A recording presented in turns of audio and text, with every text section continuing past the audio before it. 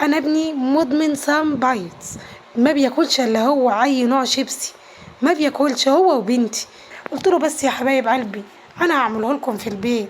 كان عندي 4 ترغيفة عيش فينو، جبتهم وبالمقص عصيتهم وبتاع، يلا بينا على الطريقة.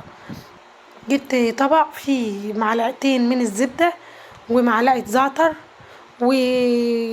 وتوم بودر وحبة ملح.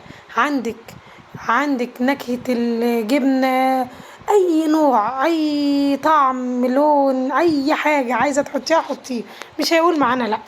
أنا بصراحة ما كانش عندي، فاكتفيت بالزعتر والزبدة والتوم البودر وحبة الملح، هما دول بس. وجبت صينية وقمت حاطة بقى من الخليط اللي أنا عاملاه دوت حبة في الصينية، ورشيت عليهم حبة زعتر، وجبت بقى فرشة بقى ودهنت كل العيش اللي معايا دوت.